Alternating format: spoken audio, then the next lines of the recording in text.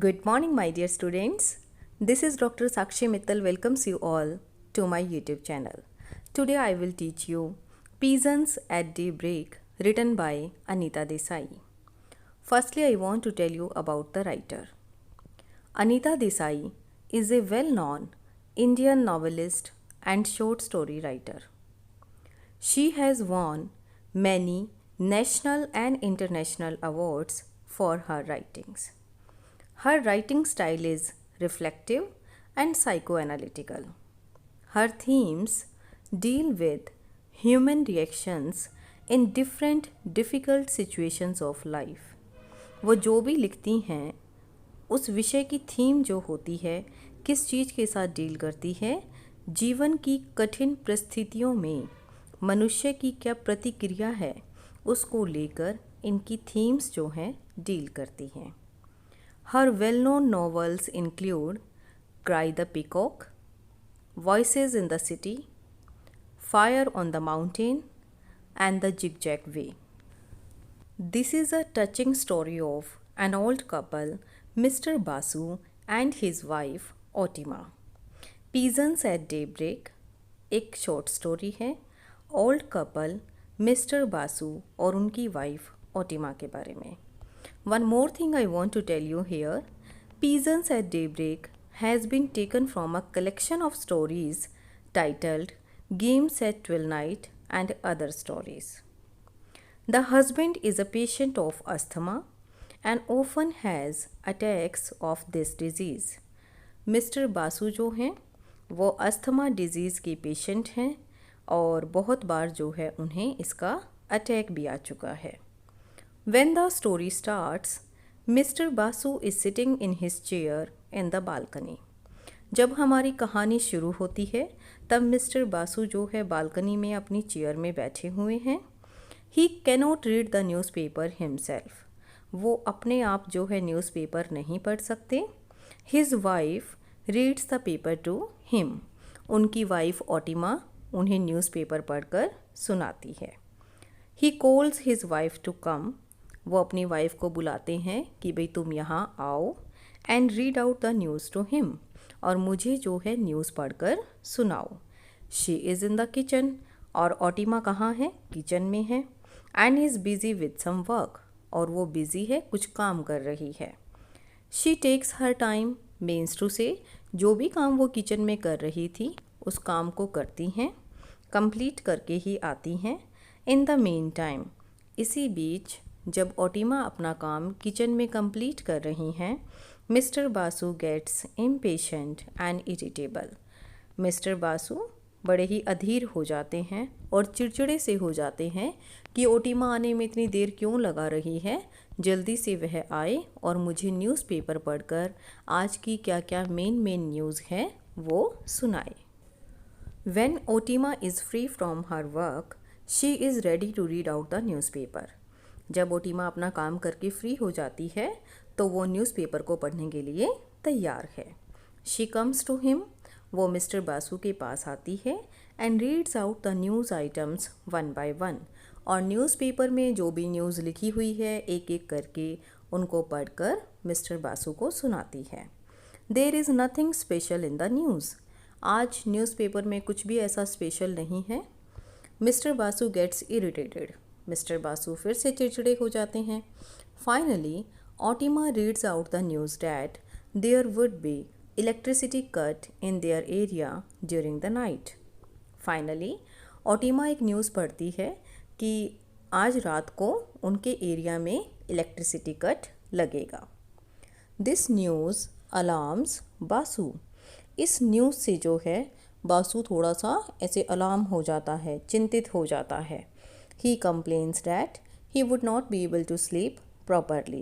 अब वो कंप्लेन करता है कि भाई रात को अगर इलेक्ट्रिसिटी कट लगेगा तो वो अच्छे से सो नहीं पाएगा. उसे इसी बात की टेंशन हो जाती है कि भाई ये न्यूज़पेपर में आई है, इलेक्ट्रिसिटी कट की वजह से he will not be able to sleep at night properly. The thought of having to sleep in the heat without the electricity fan makes Basu so worried that he has an attack of asthma. I have already told you, Mr. Basu asthma के patient हैं और उन्हें बहुत बार asthmatic attack भी आ चुका है। ये सोच सोच कर कि भी आज तो गर्मी के मौसम में बिना पंखे के मुझे सोना पड़ेगा, मिस्टर बासु को इतनी चिंता हो जाती है कि उन्हें जो है अस्थमा का दौरा पड़ जाता है। He calls out to his wife that he is short of breath. वो अपनी वाइफ को बुलाते हैं और कहते हैं कि मुझे तो सांस ही नहीं आ रहा। शी कम्स रनिंग, वो भागती हुई आती है। She gives him the inhaler, वो उन्हें इन्हेलर देती है। He inhales from it and feels some relief, वो उसमें से दवा जो है इन्हेल करते हैं और उन्हें अब कुछ आराम महसूस होता है। The postman brings a letter from there son who is at Bhilai. अब एक पोस्टमैन आता है, वो उनके बेटे का एक लेटर लेकर आता है। उनका बेटा भिलाई में है। मिस्टर बासु और ओटिमा दोनों, जो कि एक ओल्ड कपल है, वो अकेले यहाँ पर रहते हैं। Otima reads out the letter that he is fine and doing work well. Otima letter पढ़कर अपने हस्बैंड मिस्टर बासु को सुनाती है कि उनका बेटा भिलाई में बिल्कुल ठीक ठाक है और सही से अपना काम कर रहा है। This also gives him some relief. यह बात सुनकर भी मिस्टर बासु को जो है थोड़ा सा रिलीफ महसूस होता है। Now he is feeling somewhat comfortable. At night, Basu's wife suggested that they would move their beds on the rooftop and sleep in the open air. रात को ओटिमा एक सजेशन देती है कि वो अपना बेड जो है ऊपर छत पर खुली हवा में ले जाएंगे और वहाँ आराम से सो सकते हैं। As they are old, they cannot move up the bed themselves. I have already told you, ये ओल्ड कपल है, इतने बूढ़े हैं कि दोनों अपना बेड जो है ऊपर छत पर नहीं लेकर जा सकते। She calls their neighbor blue who helps in taking the beds upstairs. वो अपने पड़ोसी बुल्लू को बुलाती है जो कि बेड को ऊपर ले जाने में उनकी मदद कर देता है। As announced in the newspaper, the electricity was switched off at 8 in the evening. जैसा कि न्यूज़पेपर में लिखा गया था कि रात को 8 बजे जो है इलेक्ट्रिसिटी कट लग जाएगा। Otima makes the bed, Otima जो है बिस्तर लगा देती है। ब्रिंग्स पिलोज, तकिए भी ला देती है। एडजस्ट देम ऑन बासूज बेड, तकियों को जो है बासु के बेड पर बहुत अच्छे तरीके से एडजस्ट भी कर देती है।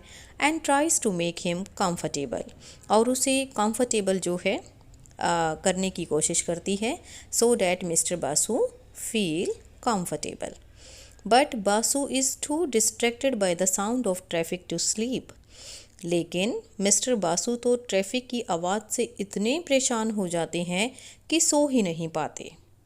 All through the night he moaned and gasped for air.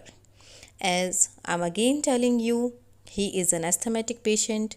सारी रात जो है मिस्टर बासु करहाते रहते हैं, मुंह खोलकर हवा लेने की कोशिश करते रहते हैं। Towards dawn, it is so bad that his wife has to get up.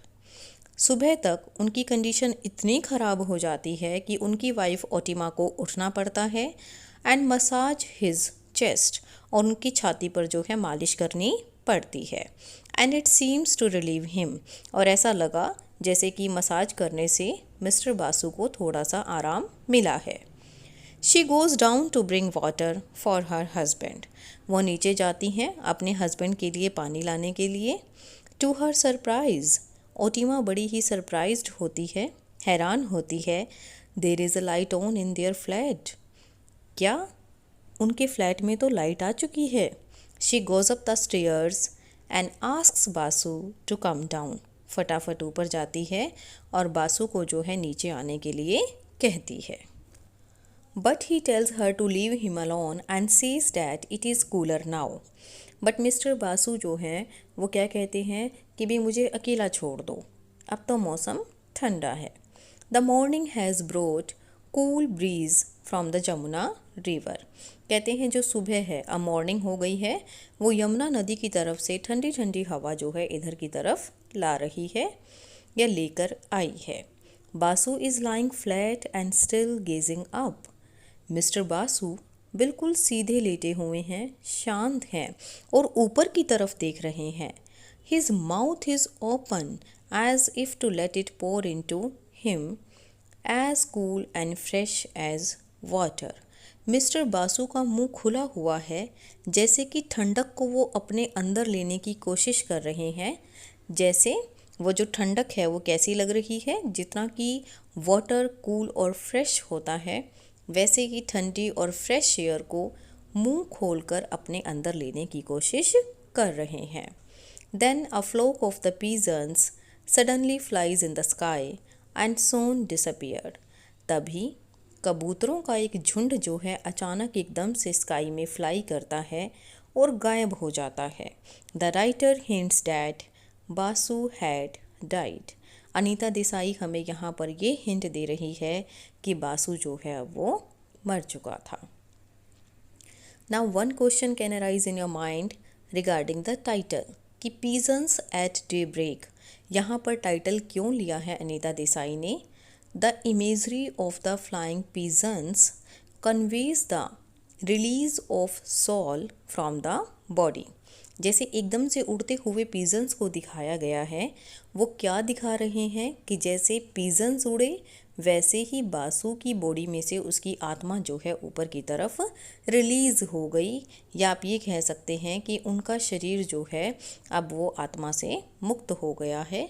इस चीज़ को शो करने के लिए फ्लाइंग पीजन्स की इमेजरी को यूज़ किया गया है। That's why the title is appropriate, pigeons at daybreak. I hope you all are able to understand the summary of the story Peasants at Daybreak, written by Anita Desai. It is too easy to understand. Keep learning, keep growing till the time we meet next in the next video. Don't forget to like, share and subscribe the channel. Thank you.